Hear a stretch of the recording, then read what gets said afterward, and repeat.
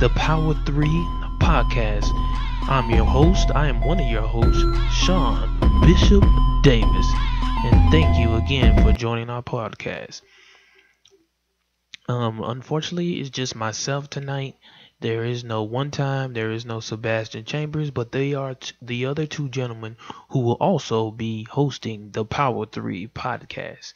So, with that being said, this is just a troubleshooting podcast in which I'm doing right now to try and get everything squared away so that when we do go live, everything is where it needs to be.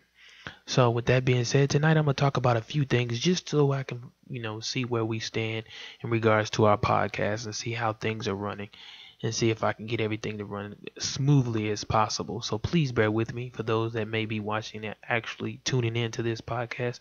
I thank you. I appreciate you. God bless you. Thank you for tuning into our podcast. Again, this is just a trial and error type of podcast tonight, so just bear with me. Just to tell you a little bit about the things in regards to our the Power 3 podcast. Basically what it is three gentlemen who are real close friends, and one of them is actually my frat brother one time, Dion Weaver. He is my frat brother. And Sebastian Chambers, the gentleman who's right below me in the picture, but beneath me, he is my brother-in-law. So with that being said, they're real close friends and whatnot, and we decided to come up with a podcast, a live podcast that touches on certain subjects in regards to sports, entertainment, what's going on in the news today, TV shows in which we like to watch. Three of us to watch a lot of. Well, we don't watch a lot of, but the three of us do watch shows.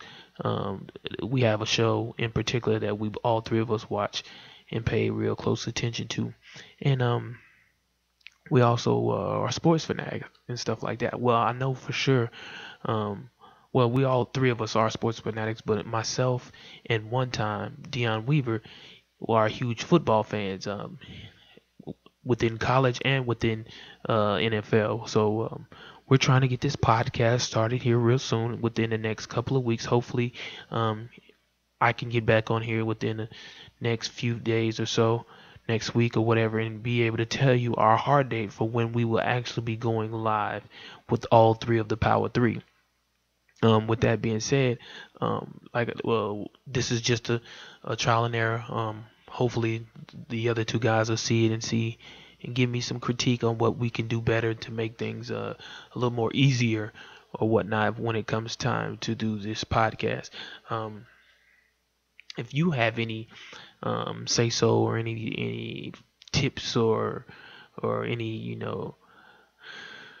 ideas that could help us with this podcast, please feel free to jot them down in the comment section below or whatever in regards to letting us know how you actually feel about this podcast. Also, if you're not a subscriber, please subscribe. I'm right now currently my YouTube station or my YouTube page is called the SSC's Day to Day. I will be changing that here real soon to the Power 3 podcast so that you can subscribe and follow us on a daily. As far as whether or not we'll be doing this daily, I don't know currently whether or not we're doing it daily. 9 times out of 10 we won't be doing it daily. We'll be doing it probably weekly, but it's just something that we'll just have to iron out ourselves and see how we're going to do it. Currently we're just trying to find out. We're almost there. We're almost to that day where we can start getting everything under wraps so we can start live feeding our podcast. But right now I'm waiting for the other two gentlemen, Dion One Time Weaver and Sebastian Chambers, to get back with me and find out when is the best day to actually go live for our podcast. So we just getting the minds together and trying to figure out what is the best day for that to happen.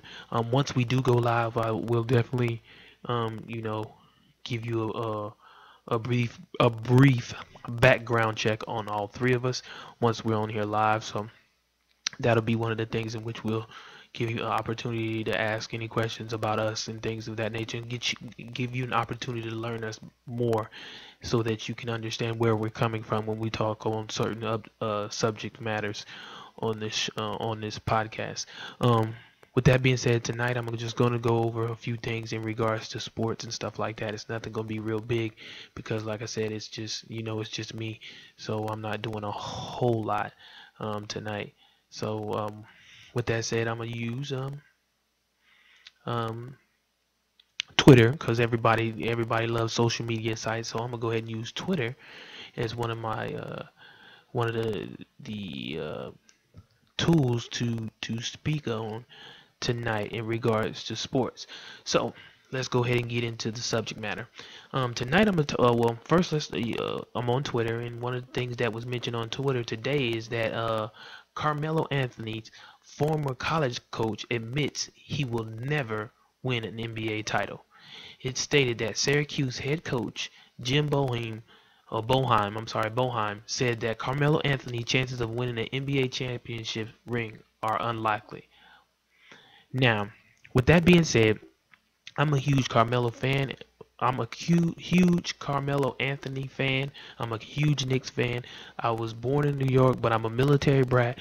But I claim the New York Knicks as my number one team in the NBA, with the Oklahoma City Thunder being a close second. Now I know a lot of y'all wondering, wow, I reside, just so you know, I do reside in San Antonio, Texas, and I know the question that everybody probably wants to know is, you reside in San Antonio, Texas, and you are not a San Antonio Spurs fan? No, I am not. I do not like the San Antonio Spurs. I am a Knicks fan, and I will probably always be a Knicks fan.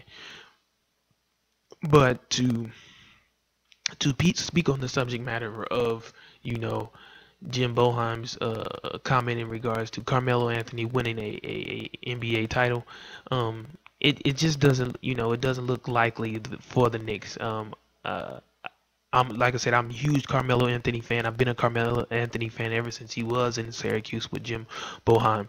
But with that said, it just, the Knicks just don't have the puzzle pieces in place to find themselves in a position to win a title. And now with Kevin Durant going to, or basically, a all-star team out in Golden State, it's really going to be hard for the Knicks or anybody to win an NBA title.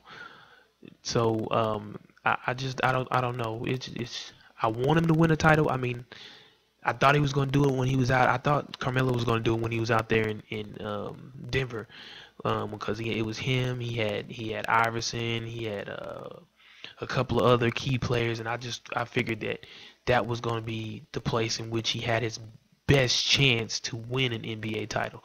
And unfortunately, he didn't. Don't get me wrong, I was excited when he came to the Knicks, and I was hoping that we would pull in some talent to help him and put them puzzle pieces together so that we could get that title. But unfortunately, that hasn't taken place, and I'm sure Carmelo's very frustrated. Actually, he's voiced his frustration throughout the past few years since being in New York, that he's not feeling the puzzle pieces that they have out there in a Knickerbocker Stadium, or uh, Knickerbocker community, to make a run for the NBA title. I do know, they're trying to add people. I know he was upset a couple of years ago in the draft when they picked the foreign guy to come in, which surprised a lot of people, because the foreign guy came into the league, came in to New York, and made some key plays, and put up some points. So he surprised and shocked a lot of people, and I would have to say that would include Carmelo Anthony. I'm sure Carmelo didn't expect that coming from him, but he made some key plays. So I don't know.